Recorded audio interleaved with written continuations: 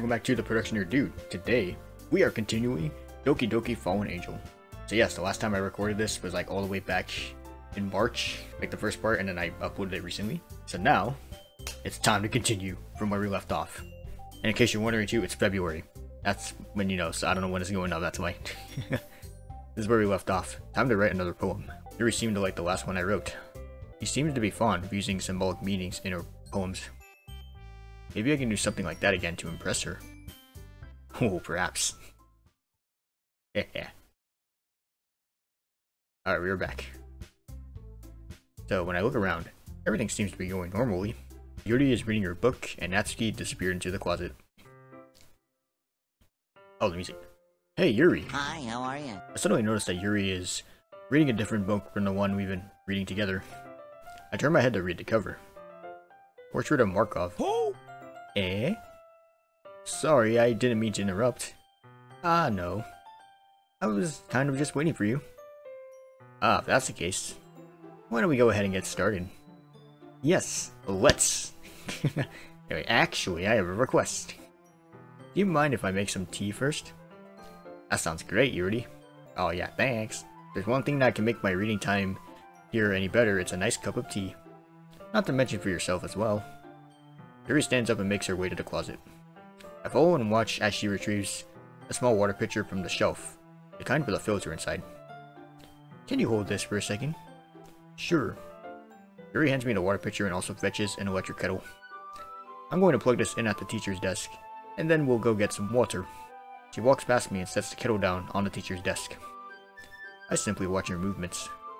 To my surprise, the way she moves really contrasts her speaky mannerisms. Especially because of her long legs. Yuri appears elegant and methodical. Yeah, looking at the legs. Here she comes again. My good medicine. Because she got legs like that. I don't know. I don't remember how the theme song goes. Anyway, okay. May I have the water pitcher? I hand Yuri the water pitcher. Thanks. I'll be right back. I might as well walk with you rather than just standing here. Yeah, why not? Shall we go then? Yeah. Psych! Oh, nope. Monika said, haha, psych. She's like, where are you two off to? Yuri and we were gonna go get some water. Just say some water. Anyway. I suddenly realized how weird it sounds to explain this to Monika. Jeongin and I were gonna go fill the water pitcher, Monika. Ah, okay. Sorry, I was just a bit curious. That's kind of a one-person job, isn't it? That's... Oh. Monika, would you kindly remove your nose from other people's affairs? Or do you want to tell me there's something wrong with helping involve Jeongin in club activities? Or are you upset because I'm doing more to involve our new member in the club than you are? Oh my god. Damn, Yuri. You didn't have to roast her like that, yo. Anyway, Yeah, my mouth gapes. Like, you didn't have to do that. I suppose there's nothing wrong with that. Humph. Then let's go, Jeongin. Yuri quickly exits the room. I look around the room. See Sayori dig her face deeper into her book. Over in the corner, Natsuki recedes back into the closet. The look on Monika scares me. I quickly follow Yuri out into the corridor. Alright, here we go, on an adventure. Once in the hallway, she suddenly puts her forehead against the wall. I spoke without thinking. How could I say something like that? Yuri. Something about the way she said that. It made me feel so irritated. What's wrong with me? Why do I have to make myself so unlikable? No, Yuri. You good, fam, don't worry. Oh, I think you did the right thing. I wasn't expecting it, but it's also not right for Monika to judge people like that. Jeongin, how come even when I do something bad, you're being nice to me? Because nothing that you do is as bad as you make it seem in your head. Nobody's perfect. We have emotions, and we can't always hide them away. But you always amplify things in your head. Where mine turns a light rain shower into a hurricane. Ah. No. Wouldn't you hate me for something as terrible as that? Why would I hate you? I can't hate someone for having emotions. What kind of friend would do that? Friend, you say? Yuri lifts her head. Jeongin, I really like being friends with you. Thanks, Yuri. Did I just get friend zoned already? Yeah. You played yourself, mate. I like being friends with you too. Feel kind of awkward saying something like that. I'm doing my best to help Yuri feel better. Anyways. Yeah. Shall we go? Yeah, let's get that water, yo. Sorry, I don't like saying water. We arrive at the water fountain. Yuri begins to fill up the pitcher. Jeongin, do you think Monika is mad at me? Think back to Monika's blank expression. I don't think Monika is the type of person who would get upset over something like that. I should apologize to her. Right? I think so. Just tell her how you feel. It wasn't right for her to intrude on us. You're right. I'm just not very good at displaying my emotions. I don't really get to experience social interactions as much as other people. And when I do, I usually end up embarrassing myself. I unintentionally give her a look of pity. I try to come up with something to say. Yuri. Yes? She looks at me with upturned eyes, like I'm some sort of painting she's appreciating in a museum. I think you have enough water. Huh? Yuri looks down at the pitcher. The water's completely overfilling and spilling over. Eek! Yuri quickly lets go of the button. I'm sorry. I wasn't paying attention. I swear I didn't do it. Yuri, it's fine. It is? Yeah. I'm sorry I distracted you. Oh. Then okay. Yuri dumps out the excess water. I need to do something here. Yuri is clearly still on edge. Yuri, look at me. I'm the captain. I'm just kidding. Anyway, huh? It's going to be fine. You didn't do anything wrong. I wasn't focusing on the water. I'm not talking about the water. I mean with Monika. You don't have anything to worry about. Are you sure? I'm sure. Here, I'll prove it to you. From this moment on, I promise I will do everything in my power to stop anything from hurting you. Yeah, boy. That's dedication, my dude. For the fallen angel. I realized that was probably a very odd thing to say to a girl I met only 3 days ago, but... So, Oh, thank you, Jeongin. Huh? Let's go to the classroom now. Everyone's probably, wondering where we are. Yeah, let's go. I'm not entirely sure what just happened, but it appears Yuri at least let go of her current anxiety. We're back. As we enter, I can feel the penetrative, stares of the other club members. Jeongin, do you like oolong tea? I'm not really that knowledgeable when it comes to tea, so I guess whatever is fine. Well, perhaps I can teach you some time on the art of making tea. Yeah, that'd be a nice date, huh? No. Yeah, date was definitely the correct word there, Jeongin. Nice job. You did well, my dude. Yeah, you said too much, yo. So, what exactly is the first step to making a hot cup of tea? I do my best to lighten the mood. Oh, well, allow me to show you. Yuri sets the temperature on the kettle to 200 degrees. Now it's time to get the teapot. You really do this properly, don't you? Of course. I shouldn't do any less when I'm making tea for others, even if I'm not an expert on tea or anything. In that case, you'll only be even more impressed. Ah, perhaps I will. Yuri fetches the teapot and begins measuring the tea leaves.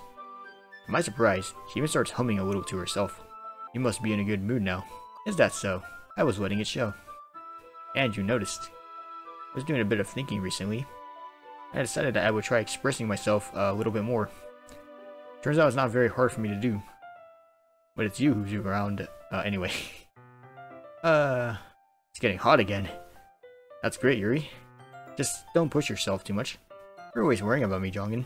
It's very endearing. That's... Yuri wasn't kidding. My face is probably bright red at this point.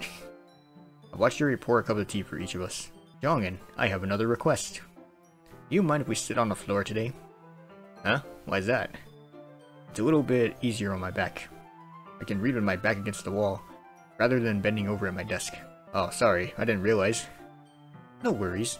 I just have back pain, fairly regularly, so I do my best to manage it. Is that so? I wonder why that is. Yeah, I wonder why, huh? It's most likely because my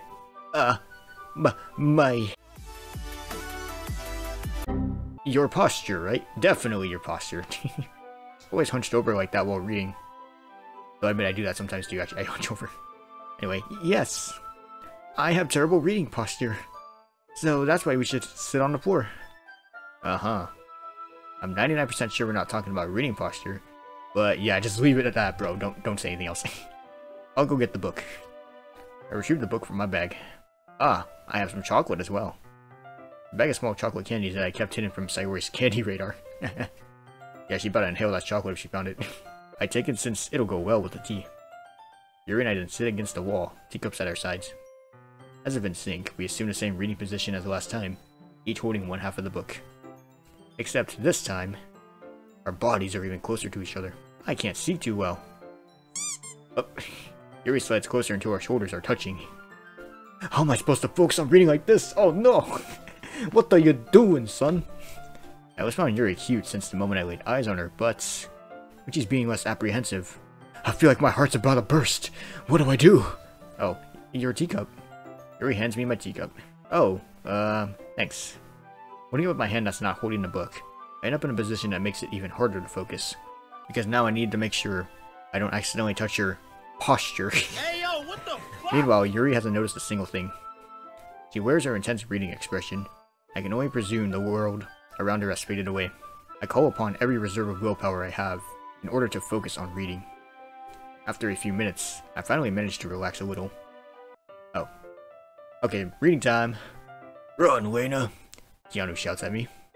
I run as fast as I can. Ugh! I hit something solid and fall on my back. Upon impact, the back of my head collides with the earth. My head begins to throb uncontrollably. I try to see what I ran into. A guard appears before me. He gazes down with a sinister smile. He then motions to another guard and shouts something foreign. Get off me! I hear Keanu yell from several yards behind me. Oh, get off me! Anyway, I try desperately to see what's going on. Oh, suddenly I remember I have chocolate with me. I put the teacup between my legs and fumble with the chocolate wrapper. Ah, sorry. I briefly let go of the book to finish opening the wrapper. You can have as much as you want. Ah, that's okay, I won't take any. Huh? You sure? Yeah, everybody likes chocolate. Oh, and then, well, if I touch it, then I might get smudges on the pages.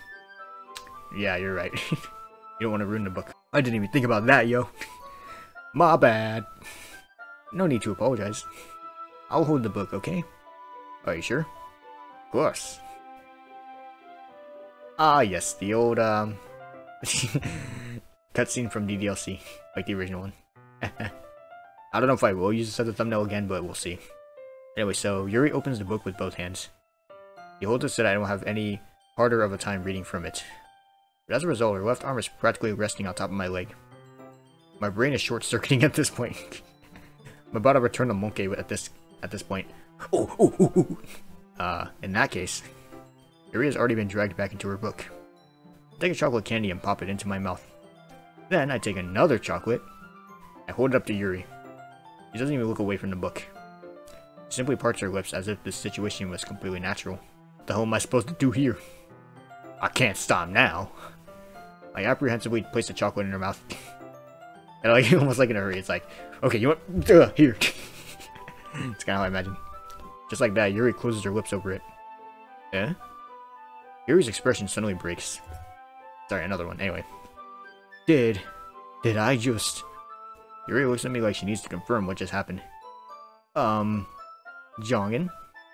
Oh, gomenasai. I guess I shouldn't have done that. One of these days I will hold a conversation with a girl without making a fool of myself. Stop the cap! You and me both, partner. That's... Well, you were just helping. That's something that friends do. Right? Yeah, surely. Anyway, I mean...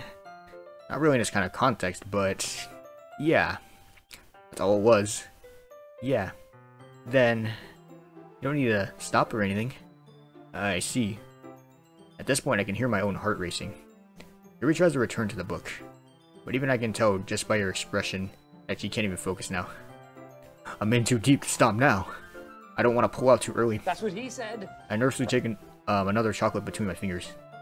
Start to place it into my mouth. This time, Yuri's eyes meet mine. Oh, how did it even come to this? Yuri doesn't avert her gaze. Her lavender eyes pierce through mine. I notice her chest rising and falling to the rhythm of her breath. I have half the chocolate sticking out of my mouth. Ah. I lean my face towards Yuri, as if both of us are in a trance. Her face is growing ever so closer. Alright, now kiss. The rest of the world is gone. It's just me and Yuri. Oh. Alright, top-notch transition right there. It's like, it's just me and her. Okay, everyone. Ooh, my panic, I accidentally inhaled the chocolate. So I start to cough uncontrollably, while the other members just stare pitifully like, What is that? He's joking. I gulped down the rest of Yuri's tea to wash down the chocolate. It's time to share poems. Jeongin, you can help Yuri put the tea stuff away, right? Yeah, of course. Okay, I have to admit, doing the choking imitation actually took a lot out of my throat. Okay, thanks. The spell is abruptly broken. I'll take care of the cups. Yeah. Yuri picks up the teacups from the floor. Once I calm down from my near-death experience, I pick up the bag of chocolates. In the end, we hastily clean up without so much as a word between us. I get the feeling this is something neither of us will have the courage to bring up. Alright, show and tell time. Ready to take a look at my poem today? Of course. I'm eager to see how you have improved. I wouldn't exactly say I've improved, but we'll see what happens. I hand Yuri my poem, also I'm gonna save. Just to be sure. Alright. Alright, so this is my poem. Mr. Fingers, despite bitter judgments, despite what you know, eternity is encased in a rusty cage. No one can leave. No one can be free. The feeling of rust on the fingertips, like rusty spoons. It's almost the horror of the sound of rusty spoons on a rusty cage. Scraping, scraping, scrape, as contamination washes over the desolate landscape. The birds chirping turn to cries of men. The howling wind turns to the screams of children. The rustling leaves turns to deafening silence. Silence is all there is in a rusty cage. Wait, silence is all there is in a rusty cage, except when the silence is broken by a rusty spoon. Do y'all like my voiceover, voice? Anyway, Jeongin. I really hope Yuri doesn't figure out, or just I wrote this poem in one go. I have no idea how to use symbolism or anything. Literally, everything in my poem is just scrambled words put together to pretend to have meaning. Is that a reference to the original ddlc? Especially what Monika says in Monika After Story? Anyway. Yuri's a very perceptive reader, though. This isn't good. He's gonna find out I BS'd my poem. Nope. This poem is phenomenal! Hold on, what? Nani? If I had to guess, dissecting this poem, I can see a lot of symbolism. At first glance, it may appear as if the writer had no idea what they were doing. Yeah, she hit the nail on the head right there. But diving further into it, the way you described the rusted cage and spoon, and the use of auditory examples. Jeongin, correct me if I'm wrong, but this poem is describing the mind of someone with schizophrenia, right? The cage representing the mind. The rusty spoons symbolize the sporadic thoughts that pound on one's brain. And the horrid sounds show the hallucinations one hears and sees. What the yeah, Yuri. That's exactly what I wanted to convey when writing it, yeah. I definitely didn't BS it or anything. Your poem is indescribable, but in a good way. How did you manage to pick up on these techniques so quickly? Thanks, Yuri. Although I'm sure it's nothing in comparison to what you wrote. You flatter me, Jeongin. However, you shouldn't cut yourself short. With more practice, you'll be able to display to the reader your most inner thoughts. I don't know, Yuri. The inner machinations of my mind are an enigma. Yeah, no one got that reference in this room, bro. Anyways, please continue. Yes. As I was saying previously, you shouldn't be afraid to be more daring with your work. Rather than writing down your thoughts, write down what you see and hear. That sounds like a good exercise, Yuri. Maybe I'll try it out. I have an example of that. If you'd maybe want to. I'd love to read it.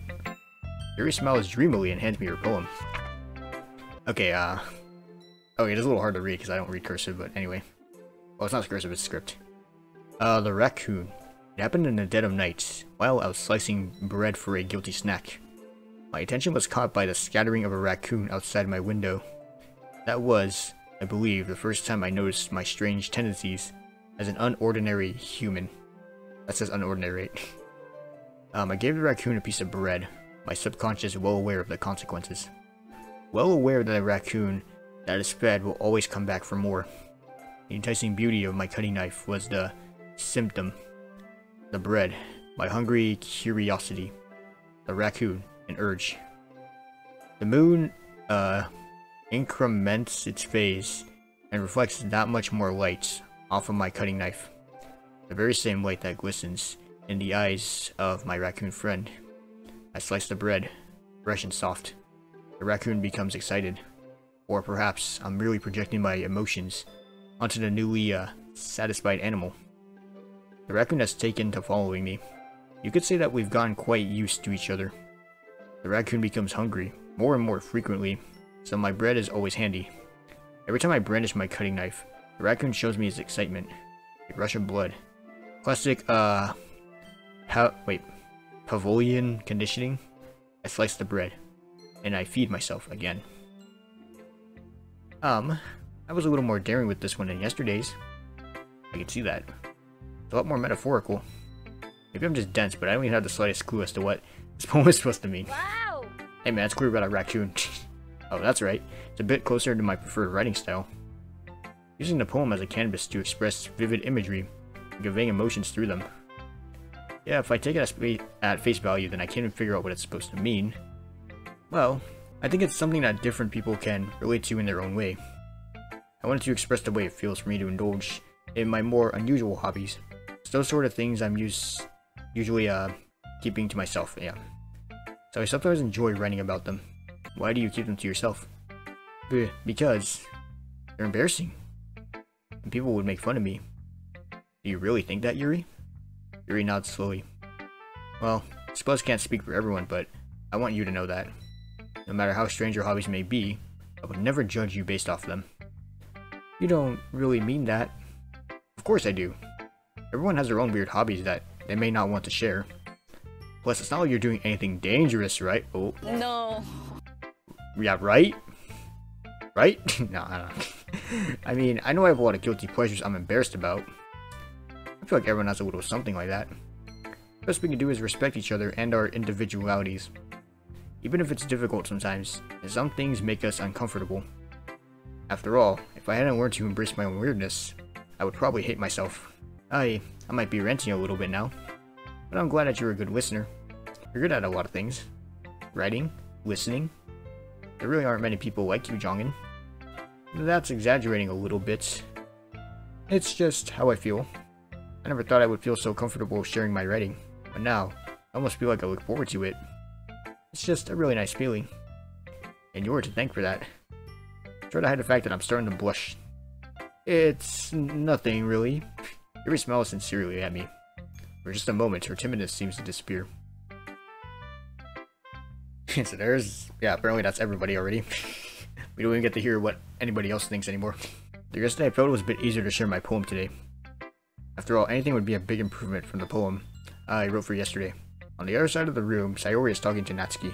Wait, so he didn't kill them? Wait, what? Or he didn't kill them because their mothers are both named Martha? Yep.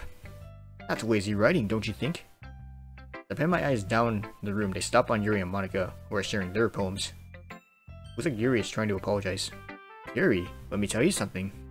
Monika leans into Yuri's ear. What are you doing, step bro? Yeah, he's like, huh? What the hell? Do you understand? Yeah, yes. Yuri nods timidly. What was that about? I begin to walk over, but Monika grabs everyone's attention. Okay, everyone. I believe that concludes the poem sharing for today. Monika, I have to go early to catch up on homework. Is that okay? Sure, Sayori. See you later. Bye! Bye, have a great time! Sayori waves goodbye and skips off. I have to go too. My dad is making dinner.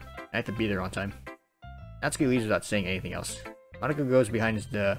What? Monika goes, behind the teacher's desk to do club president stuff, I suppose. I guess that just leaves Yuri and me. I walk up to her. Hey, Yuri. Is everything alright? Is there something you want to tell me? I've got to do something. Oh my god! Yuri rushes out of the room, clinging to her backpack. Well, that was odd. Turn around to stare at Monika. Hey, Monika. Huh? She looks up from her stack of paper. There's something you need, Jeongin? Do you know what's going on with Yuri? She's a strange one, isn't she? Not that there's anything wrong with that, mind you. Yeah, but she seems to be acting stranger than normal. Well, maybe you should just ignore her. Ignore her? Yuri isn't used to being around new people. I just shouldn't talk to her? No. It's okay to make some light small talk, but just don't get too attached. Yuri has a way of being a bit obsessive when it comes to these things. Now I'm really lost. I have no idea what she's talking about. I don't think I'm following. Look, Jeongin, just don't get too close to Yuri, alright? I mean, you can always spend time with me. Hey, yo, what? I begin to blush. Did Monika, the quest star, just ask me to spend time with her? What? Wait, no, I have to shake it out of my head. I don't know, I feel Yuri and I have been getting along rather well. Monika? You don't really know Yuri though, do you? I mean, sure, she's mysterious, but I think I'm learning more and more about her each day. Also, earlier Monika whispered something in Yuri's ear that seemed to really bother her. What did you tell Yuri earlier? What do you mean? I saw you whisper something to Yuri and... Oh, don't worry about that. It was just some girl stuff. There's something here she's not telling me. But I'd be dreaming if I thought I'd be able to get information out of Monika. Is there anything else you need, Jeongin? I guess not. Awesome. Well, if you don't mind, I have some club president stuff I have to do. I guess this is how Monika not so subtly asked me to leave. Alright. Bye, Monika. Or I don't know. Build your language. Ugh. Girl stuff. Yuri seemed really bothered by whatever Monika told her. Must have been really unnerving. Yuri completely ignored me and rushed out of the room. Perhaps I'm overthinking this. And what was that Monika was saying about Yuri being obsessed over these things? What does she even mean by these things? And what does she mean by obsessive? I feel Yuri and I have gotten fairly close. I'm starting to actually understand her. Or perhaps she's only showing me what she wants me to see. This is getting me nowhere. I can't focus on anything except Yuri. I need to clear my mind. Perhaps writing a poem will help. Yes. That's how it works. You just write down everything into a poem. Well, school day's over. Time to head to the literature club. There was an odd tension in the air yesterday. I want to talk to Yuri to clear things up. I don't care if Monika told me to stay away from her. It's obvious something's bothering her, and I'm going to get to the bottom of it. I arrive in front of the door. Before I open it, I can hear muffled shouting from the other side. What the? I hastily open the door. Oh, I was gonna say the music went silent, but there's this music. Monika, I'm sorry for disrespecting you. I don't want your apology. Ever since you joined this club, you've been toxic. You sit at your desk, face shoved into a book, and don't communicate with any of us. You outcast yourself and take up space. You know there's a thing called a library, right, Yuri? Wait, so if you're gonna come to us, just to read and isolate yourself, you can do it there. What do you say to that, Yuri? Yuri exhales sharply. I think you're a total bitch. Oh my god, okay. This is definitely heated. You have no right to treat me this way. You think you know everything, but guess what, Monika? You're just some, dumb little shit, because I can't say the actual word. Anyway, you think because you're popular you can walk over everyone? Well, think again. Because when I'm done with you... Whoa, okay. Wait, what'd she say?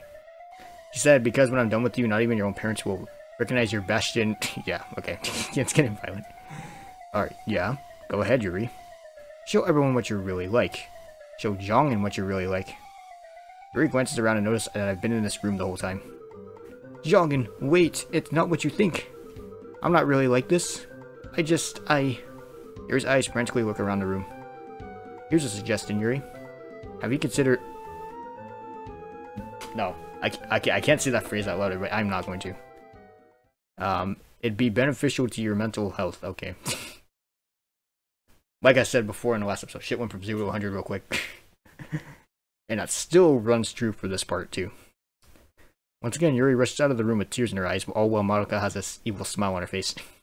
Monika, the hell is wrong with you? You're going to blame me? Why would you say something like that? Now you see how Yuri really is. I can't believe this. Monika went out of her way to show the worst side of someone. You're disgusting. I turn to see that Sayori is also here, but in a chair, hands tightly held against her ears. I need to find Yuri. I wouldn't do that, Jeongin. You may not like what you see. Oh damn, he said go to hell, Monika. Wow! Wow. Go to hell! I don't know. I rushed out of the room without another word. Now, time to find Yuri. Run down the hall looking through empty classrooms, trying to find her. Make my way to the end of the hall near the staircase. Alright, I'm gonna save again, sorry everybody. You know, yeah. I can hear muffled sobs coming from upstairs. That has to be Yuri. Run upstairs as quickly as I can. Yuri? Whoa. Alright. I'm not gonna lie, I did not expect to see this at all. Now, I don't know if I'll make this the thumbnail. I feel like I might not, but we'll see. If it's probably important anyway, so I might have to. What the hell? Yuri? What I see makes me feel sick to my stomach. Oh my god. Jeongin, you weren't supposed to see me like this. My brain scrambles trying to comprehend what's before me. My thoughts are hazed, though my body takes over. I start to walk closer towards her. No. Stay away from me. I'm a freak. Yuri, please. Let me help you. Those scars look deep. Let me see if the nurse is still here. No, please don't. I don't deserve to be helped. I take another step towards Yuri. Yuri, I just want to make sure you're okay. You saw me. You saw me behave in such an indecent way. Back at the club, Yuri completely lost her cool. But anyone would in a situation like that. I agree, actually. I don't know if you all heard what Monika said, like, even as Jeongin was walking by. Like, I don't blame her. Like, I actually don't blame Yuri for doing that. I have so many pent-up emotions inside of me. I was doing such a good job at bottling them up, but they just slipped out. I take another step towards her. I said stay away. She continues to back up away from me. I don't know what to do. She's locking herself in a cage when all I want to do is let her out. Why, Yuri? Tears crash around her. Trails of blood stain the floor tiles. I can't help myself. I can't fight the urges. I can't control the pain I feel inside. I can't let people accept me for who I am. I can't accept me for who I am. Because who I am is a monster. I take more steps and reach out for her. Stop it. Don't you understand I don't want to be helped? Just leave me alone. Yuri turns around and runs away from me. Wait! Chase after her, but it's no use. She's too fast and I lose sight of her. Fall to my knees and hang my head down in shame. This was happening all this time. I should have known. I have to find her. Pressing my hands into the tiles, I heave myself onto my feet. I continue to rush down the hallways. As I turn the corner, I hit a small pink figure near the vending machines. Oof. Oh, okay. Well, I guess the mood's sort of lighting up again. Anyway, oh, Natsuki, I'm so sorry. Watch where you're going, you little bitch. No, I'm kidding. If you were going any faster, you would have knocked me right onto the ground. I'm sorry, I noticed she has some coins in her hand. Natsuki, why are you holding... Shut up! It's none of your business. Alright, sorry. You don't have to be so defensive about it, damn. Alright, I'm sorry. My dad just hasn't been doing good financially, so any money, no matter how little, helps a lot. Oh. Well, now I feel bad. Forget I said anything. Why are you here? Shouldn't you be in the club? Well, I was, but it's a long story. Anyway, I need to find Yuri. Why? Are you stalking her? What the hell? Damn. Do I really come off as a stalker? I mean, you probably do. Depends on... Well, I don't even know. Natsuki, seriously, I need to know where she is. Well, I suppose I could help. Really? How? She lives down the road from me. Can you take me there? Like, I'm gonna help you stalk her. True. Yeah, facepalm. Natsuki, for real. For her safety, I need to find her. Oh. Fine, since you put it like that, I'll help. But if you hear you did anything to her... Yeah, can we go now? Natsuki leads me out of the school. What was that she said about her home situation? It sounds hard to believe her father doesn't make enough money to the point of her having to look under vending machines. The way she brushed off the topic, it makes me feel like there's more to it. I can't dwell on it too long. Right now, Yuri needs my help. Natsuki stops and points to a house. There it is. Thanks, Natsuki. Whatever, just keep this day between you and me, okay? He walks off and is eventually out of sight. I make my way to the front door. Here I go. I press against the doorbell. No answer. I knock loudly on the door. Yuri, it's me, Jeongin. The pizza's here. I don't know. I just want to talk to you. Look up into one of the upstairs windows. Inside I can spot a purple figure peeking from behind the curtains. Quickly she jerks the curtains shut. Well, this is definitely the right house. How can I convince Yuri to let me in? Light bulb! Bang on the door once more. Oh, he said light bulb out loud. Okay. Anyway, Yuri, I brought our book. I figured since we left the club early today, we could read it somewhere else. But in 30 seconds, I hear the sound of blocks turning. Yeah, I can't believe that worked. Okay, if you need to immediately say, hey, we didn't read today.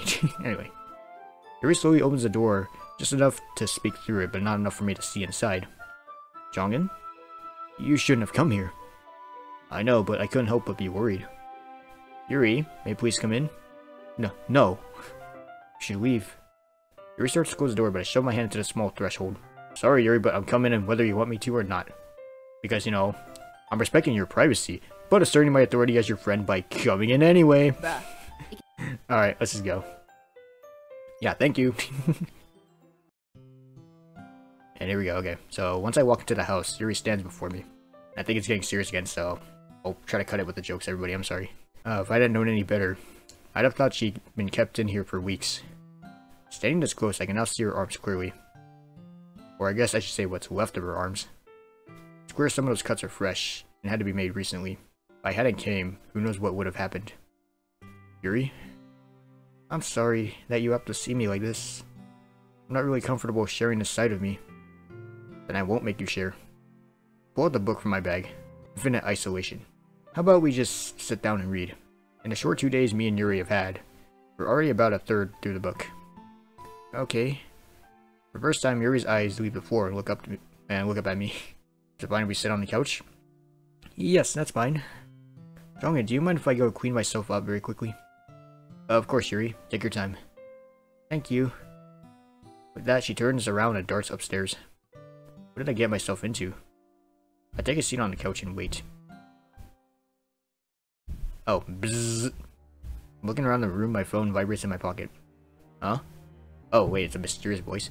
You can't run from me forever. Who the hell?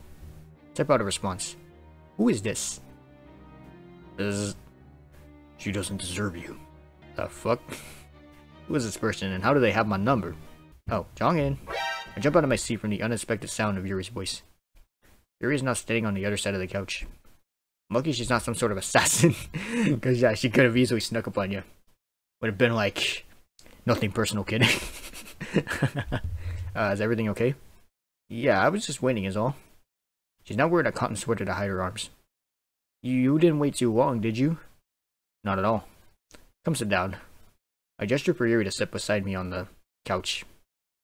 Are you sure? Well, how else are we supposed to read together, silly? Yuri takes a deep breath to calm her nerves.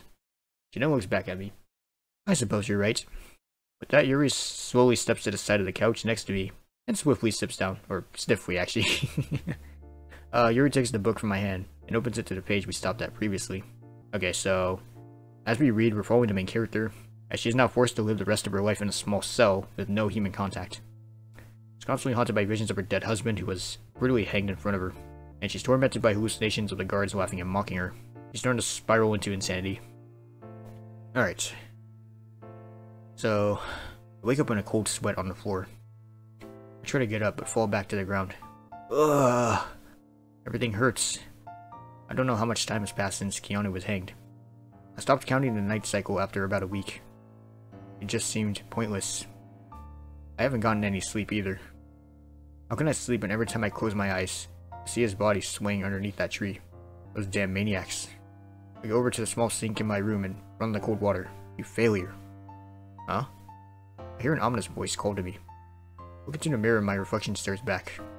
Suddenly it opens its mouth. You couldn't save him, whispered to me. Do you know how important you were to him?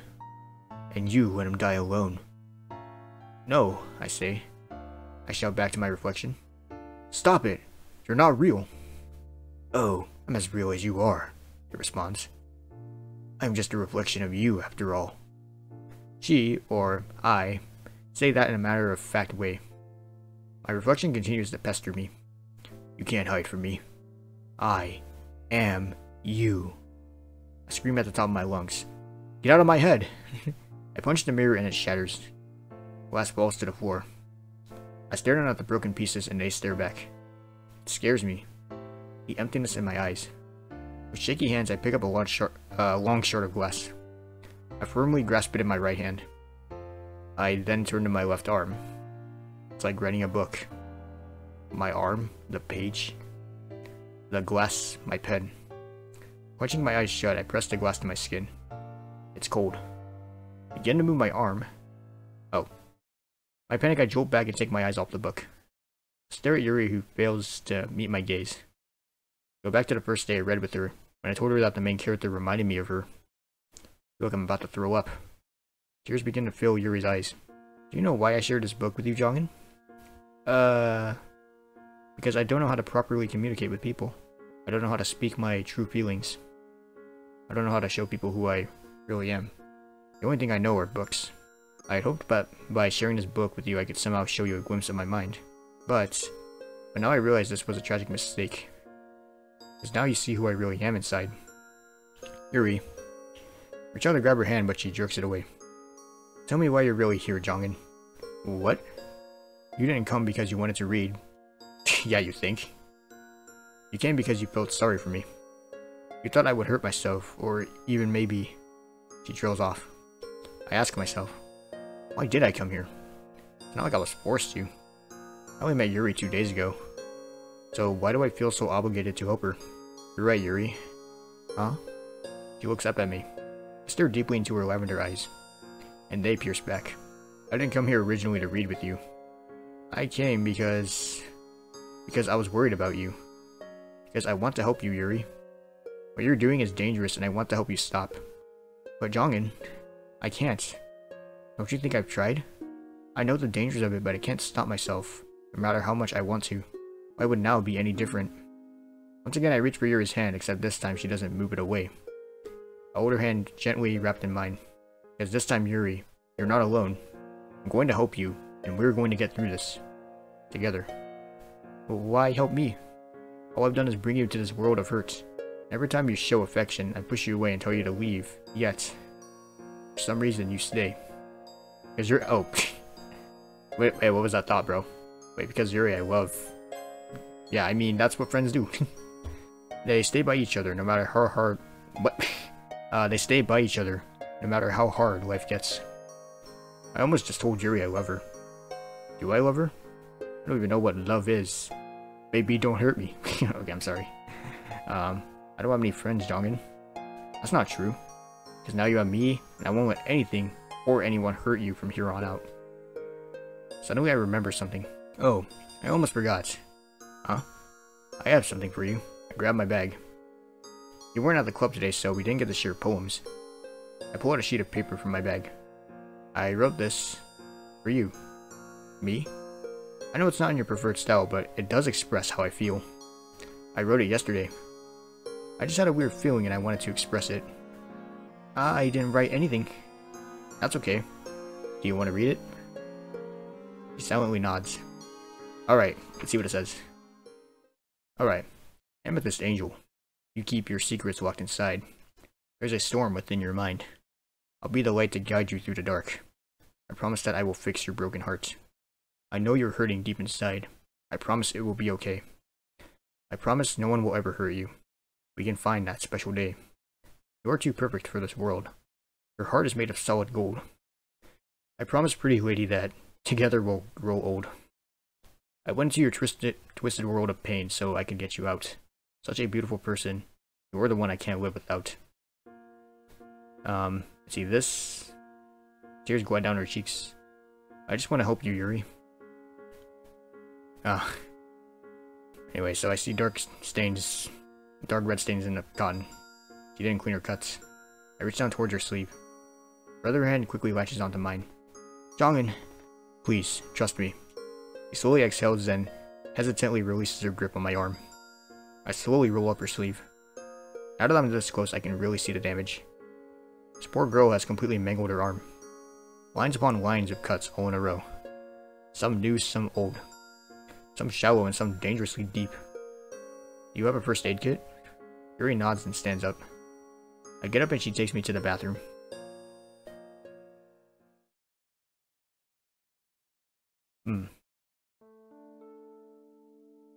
Okay. Oh. Alright. Man, this part was it was a lot to take in, actually. It's really hitting me in the feels, I'm not gonna lie. So, I think I should probably end it here. Mostly because the recording's too long, and also, I don't want to just drag out all these tragic events for too long. So, yeah. That was the second part of Doki Doki Fallen Angel. I don't know what to say here, like, so much is on my mind now after all that. So, with that said, I do hope you guys enjoyed this video. Yeah, as usual, in the top right corner of your screen, there will be an annotation to the next part once it becomes available. And yeah, I'll see you guys next time.